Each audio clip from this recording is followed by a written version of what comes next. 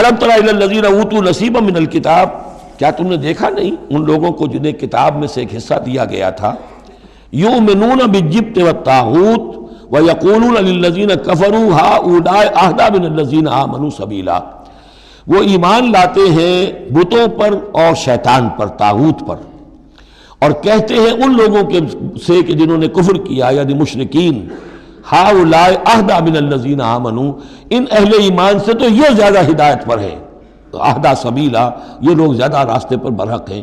یہ ہوتا ہے زدم زدہ میں۔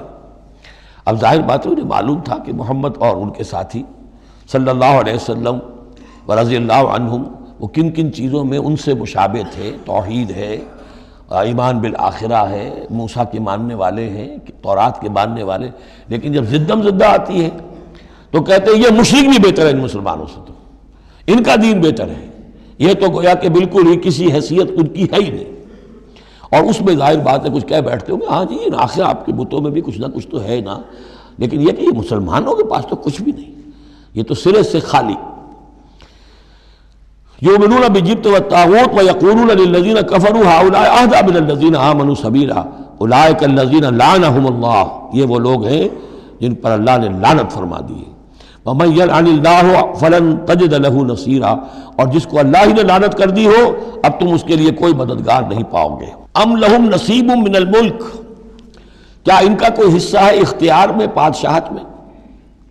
یعنی جو تقسیم کر لی ہے کہ یہ سب کچھ ہمارے لیے ہے، باقی انسان جو ہیں وہ گوئمز ہیں، جنٹائلز ہیں، یہ کس اختیار سے کیا؟ ان کے پاس اختیار ہے یہ انسانوں میں یہ تقسیم اور تفریق۔ ام لہم نصیب من الملک، بادشاہی جو ہے مالک الملک اللہ ہے، کیا انہوں نے کوئی اختیار ان کو اس سے ملا ہوا ہے ان کے پاس؟ فَإِذَا لَا يُؤْتُونَ النَّاسَ نَقِيرًا، اگر ایسا کہیں ہوتا تو یہ کسی ایک انسان کو تل کے برابر بھی کوئی شے دینے کو تیار نہ ہوتے اگر ان کا اختیار ہوتا۔ ام یحسدون الناس علی ما آتاہم اللہ من فضلہ، کیا یہ حسد کر رہے ہیں لوگوں سے اس پر کہ جو اللہ تعالیٰ نے انہیں اپنے فضل میں سے عطا کر دیا ہے؟ قرآن عطا کر دیا امیین میں، آخری نبی بھیج دیا امیین میں جنہیں حقیر سمجھتے تھے، اب اس پر حسد ہے، اس کی آگ میں جل رہے ہیں۔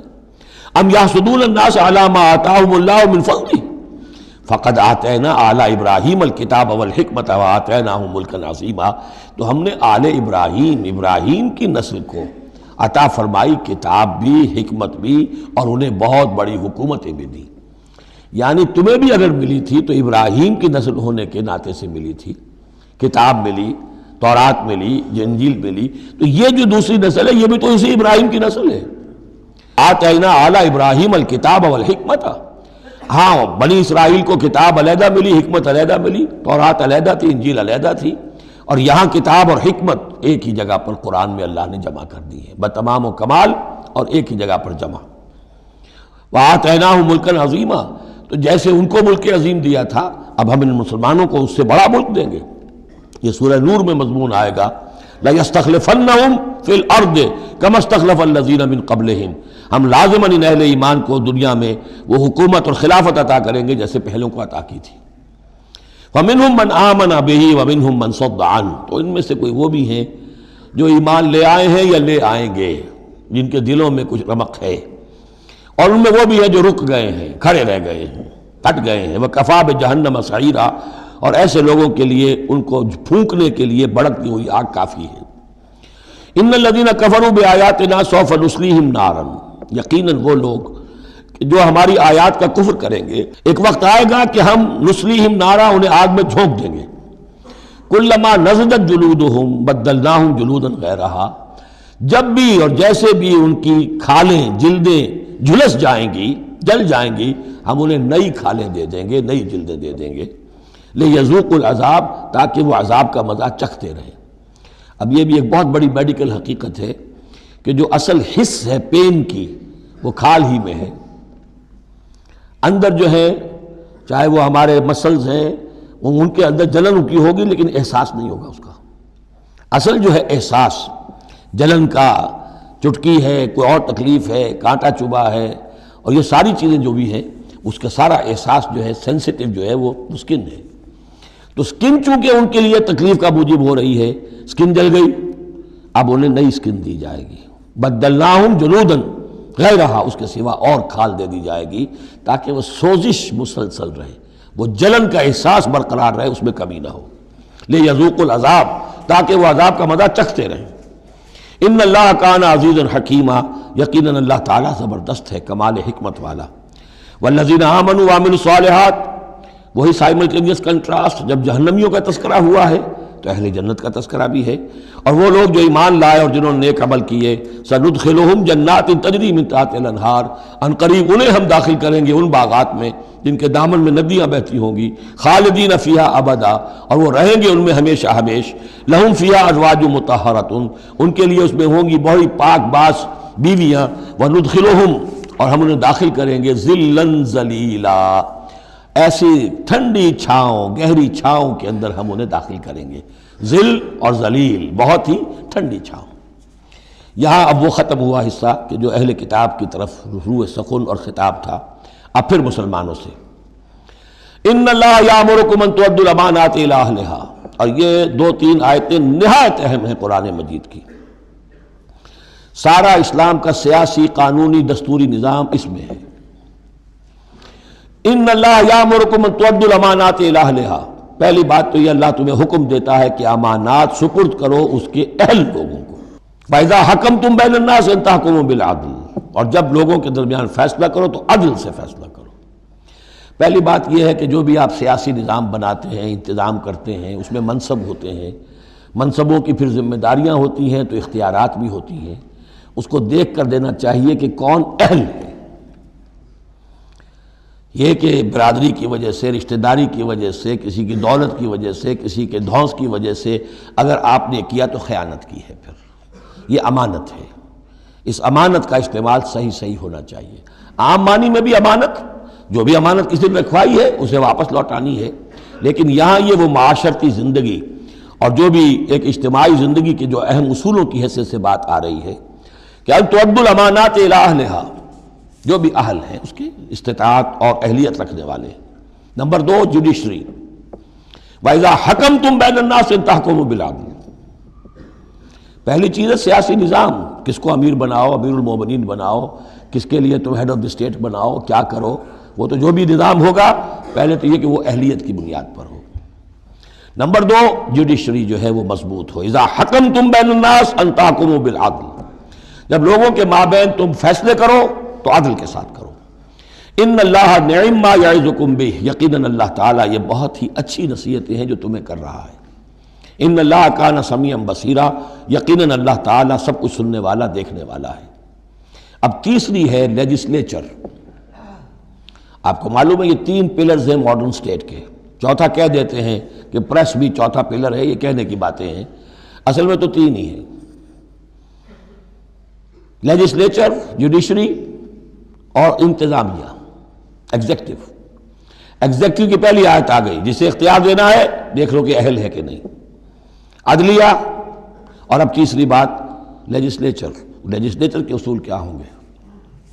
یا ایھا الذین آمنوا اطیعوا اللہ واطیعوا الرسول، اہل ایمان اطاعت کرو اللہ کی اور اطاعت کرو رسول کی، یعنی کوئی قانون اللہ اور اس کے رسول کی منشا کے خلاف نہیں بنایا جا سکتا۔ یہ ہمارے دستور میں بھی لکھا ہوا ہے، no legislation can be done repugnant to the Quran and the Sunnah, لیکن یہ کہ جو میں آج کل کہہ رہا ہوں کہ یہ منافقت کا پلندہ ہے کہ اس کی کوئی ضمانت نہیں، اس کی ایگزیکیوشن کی، امپلیمنٹیشن کی کوئی اسکیم موجود نہیں، لکھا ہوا ہے اوپر۔ اطیعوا اللہ واطیعوا الرسول، اللہ کے احکام اور رسول کے احکام، یہ 2 مستقل سورسز آف لا ہیں، مستقل سورسز آف لا۔ منکرین سنت کی یہاں نفی ہوتی ہے۔ وَأُولِي الْأَمْرِ مِنْكُمْ، اور اپنے میں سے اولو الامر کی بھی اطاعت کرو۔ لیکن یہاں جو عجیب بات ہے وہ یہ ہے کہ 3 کی اطاعت آئی، اللہ کی، رسول کی، اولی الامر کی، 2 کے لیے اطیعوا، تیسرے کے لیے نہیں ہے۔ یا تو یہ بھی ہو سکتا تھا کہ اطیعوا ایک مرتبہ آ جاتا اور تینوں کو کور کر جاتا، یا ایھا الذین آمنوا اطیعوا اللہ والرسول واولی الامر منکم، تینوں برابر ہو جاتے، یا اطیعوا تیسری مرتبہ بھی آتا، یا ایھا الذین آمنوا اطیعوا اللہ واطیعوا الرسول واطیعوا اولی الامر منکم، نہیں، 2 کے ساتھ ہے، تیسرے کے ساتھ نہیں۔ اولو الامر جو ہو ایک شرط واضح ہو گئی، تم میں سے ہونے چاہیے، مسلمان ہو۔ غیر مسلم کی حکومت کو ذہن ریکنسائل کرنا اللہ سے بغاوت ہے، ریکنسائل کرنا۔ اولو الامر منکم، مسلمان تو ہونا کم سے کم۔ البتہ یہ کہ ان کی اطاعت مستقل نہیں، دائم نہیں، انکنڈیشنل نہیں۔ اللہ کی اطاعت مطلق، absolute, unconditional, without any limits. رسول کی اطاعت absolute, unconditional, without any limit. لیکن اولو الامر کی اطاعت ہوگی اللہ اور اس کے رسول کی اطاعت کے تابع۔ جو حکم لائے اسے بتانا ہوگا میں کتاب و سنت سے کیسے اس کا استنباط کر رہا ہوں، وہ اسے ثابت کرنا ہوگا کہ یہ کتاب و سنت کے خلاف نہیں ہے، کم سے کم یہ ثابت کرنا ہوگا۔ یہ ہے فرق۔ اسی پر لیجسلیشن ہو سکتی ہے جدید، جتنی بھی مشینری ہے لیجسلیٹو، وہ کانگریس ہو، وہ پارلیمنٹ ہو، مجلس ملی ہو، قانون سازی کرو۔ ہاں ریپگننٹ to the Quran and the سنہ نہیں ہو سکتی، بات ختم ہو۔ فَإِن تَنَازَعْتُمْ فِي شَيْءٍ، پھر اگر تمہارا کسی معاملے میں جھگڑا ہو جائے، اولو الامر کہتا ہے میں تو اسے اسلام کے تقاضا صحیح سمجھتا ہوں، آپ سمجھتے ہیں نہیں تم غلط کہہ رہے ہو، کہاں جائیں اب؟ فَرُدُّوهُ إِلَى اللَّهِ وَالرَّسُولِ، لوٹا دو اسے اللہ اور رسول کی طرف۔ یعنی اب یہ کہ جو بھی اپنی بات ثابت کرنا چاہتا ہے اسے اللہ اور اس کے رسول سے دلیل لانی پڑے گی، میری پسند، میرا خیال، میرا نظریہ نہیں، اللہ اور اس کے رسول کے بعد۔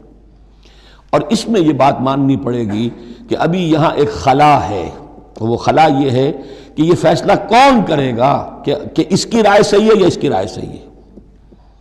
یہ ہے اصل میں آج کی ریاست میں آ کر وہ خلا پر ہو چکا ہے، یہ جوڈیشری کا کام ہے۔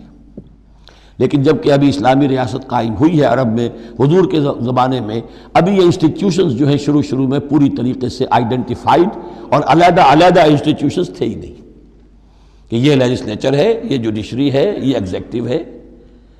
حضرت ابوبکر کے زمانے میں تو کوئی یعنی قاضی تھے ہی نہیں، حضرت عمر نے پہلے شعبہ قضا شروع کیا ہے، تو رفتہ رفتہ انسٹیٹیوشن ڈیولپ ہوئے ہیں۔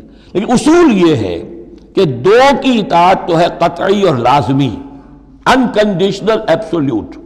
تیسری اطاعت اس کے تابع ہوگی۔ فیصلہ کون کرے گا؟ جدید دور میں اس کا جو انسٹیٹیوشن ہے وہ عدلیہ ہے، وہاں ہر شخص جائے، اپنی دلیل دے، علماء جائیں، عوامی جائیں، جو چاہیں جائیں، سب ہو جو جا کر دلائل دیں، لیکن وہاں سے فیصلہ ہو جائے گا کہ واقعتاً یہ ریپگننٹ ہے یا نہیں۔ فَإِن تَنَازَعْتُمْ فِي شَيْءٍ فَرُدُّوهُ إِلَى اللَّهِ وَالرَّسُولِ إِن كُنتُمْ تُؤْمِنُونَ بِاللَّهِ وَالْيَوْمِ الْآخِرِ۔ یہ طرز عمل تمہیں اختیار کرنا چاہیے اگر تم واقعتاً اللہ پر اور یوم آخر پر ایمان رکھتے ہو۔ ذَلِكَ خَيْرٌ وَأَحْسَنُ تَأْوِيلًا، یقیناً یہ بہت ہی بہتر بھی ہے اور نتائج کے اعتبار سے بھی بہت ہی مفید ہے۔